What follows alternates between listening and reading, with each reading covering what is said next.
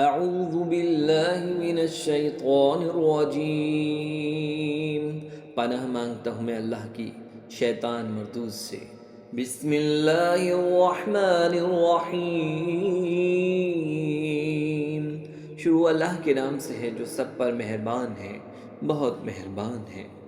وَاضْرِبْ لَهُم مَّثَلَ الرَّجُلَيْنِ جَعَلْنَا لِأَحَدِهِمَا جَنَّتَيْنِ مِنْ أَعْنَابٍ وَحَفَفْنَاهُمَا بِنَخْلٍ وَجَعَلْنَا بَيْنَهُمَا زَرْعًا۔ اور اے پیغمبر، ان لوگوں کے سامنے ان دو آدمیوں کی مثال پیش کرو جن میں سے ایک کو ہم نے انگوروں کے دو باغ دے رکھے تھے اور ان کو کھجور کے درختوں سے گھیرا ہوا تھا، اور ان دونوں باغوں کے درمیان کھیتی لگائی ہوئی تھی۔ کلتا الجنتین آتت اکلها ولم تظلم منه شیئا وفجرنا خلالهما نہرا۔ دونوں باغ پورا پورا پھل دیتے تھے اور کوئی باغ پھل دینے میں کوئی کمی نہیں چھوڑتا تھا، اور ان دونوں باغوں کے درمیان ہم نے ایک نہر جاری کر دی تھی۔ وَكَانَ لَهُ ثَمَرٌ فَقَالَ لِصَاحِبِهِ وَهُوَ يُحَاوِرُهُ أَنَا أَكْثَرُ مِنكَ مَالًا وَأَعَزُّ نَفَرًا۔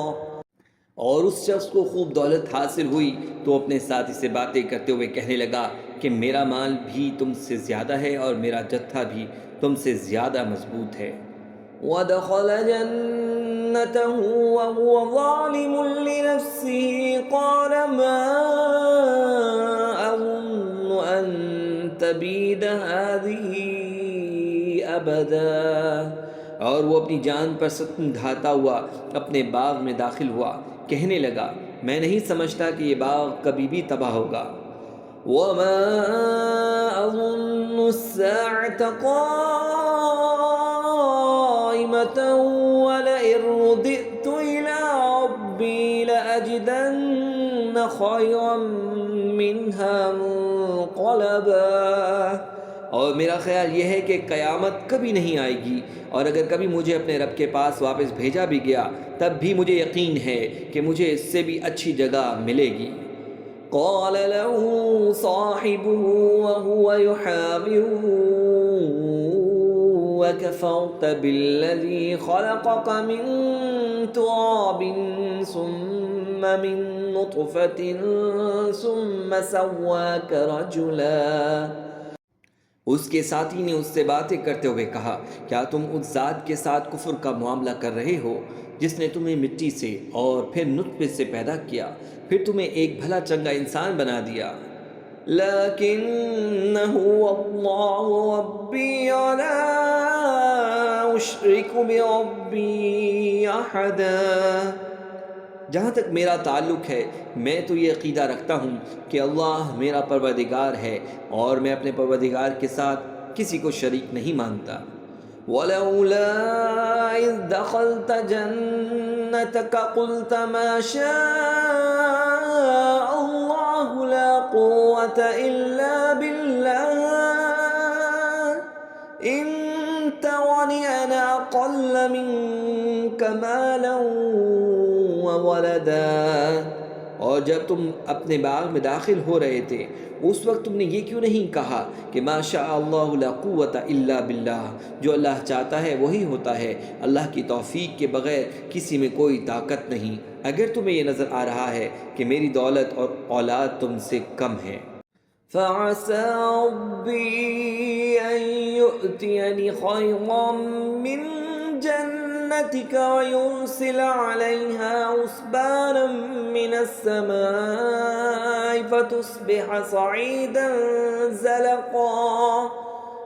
تو میرے رب سے کچھ بعید نہیں ہے کہ وہ مجھے تمہارے باغ سے بہتر چیز عطا فرمائے اور تمہارے اس باغ پر کوئی آسمانی آفت بھیج دے جس سے وہ چکنے میدان میں تبدیل ہو کر رہ جائے۔ أَوْ يُصْبِحَ مَاؤُهَا غَوْرًا فَلَن تَسْتَطِيعَ لَهُ طَلَبًا، یا اس کا پانی زمین میں اتر جائے پھر تم اس سے تلاش بھی نہ کر سکو۔ وَأُحِيطَ بِثَمَرِهِ فَأَصْبَحَ يُقَلِّبُ كَفَّيْهِ عَلَى مَا فانفق فيها وهي خاوية على عروشها ويقول يا ليتني لم أشرك بربي أحدا۔ اور پھر ہوا یہ کہ اس کی ساری دولت عذاب کے گھیرے میں آ گئی، اور صبح ہوئی تو اس حالت میں کہ اس نے باغ پر جو کچھ خرچ کیا تھا وہ اس پر ہاتھ ملتا رہ گیا، جبکہ اس کا باغ اپنی ٹٹیوں پر گرا پڑا تھا، اور وہ کہہ رہا تھا کاش میں نے اپنے رب کے ساتھ کسی کو شریک نہ مانا ہوتا۔ وَلَمْ تَكُنْ لَهُ فِئَةٌ يَنصُرُونَهُ مِن دُونِ اللَّهِ وَمَا كَانَ مُنتَصِرًا، اور اسے کوئی ایسا جتھا میسر نہ آیا جو اللہ کو چھوڑ کر اس کی مدد کرتا، اور نہ وہ خود اس قابل تھا کہ اپنا دفاع کر سکے۔ هُنَالِكَ الْوَلَایَةُ لِلَّهِ الْحَقِّ هُوَ خَيْرٌ ثوابا وخیر عقبا۔ اور ایسے موقع پر آدمی کو پتہ چلتا ہے کہ مدد کا سارا اختیار سچے اللہ کو حاصل ہے، وہی ہے جو بہتر ثواب دیتا ہے اور بہتر انجام دکھاتا ہے۔ صدق اللہ العظیم۔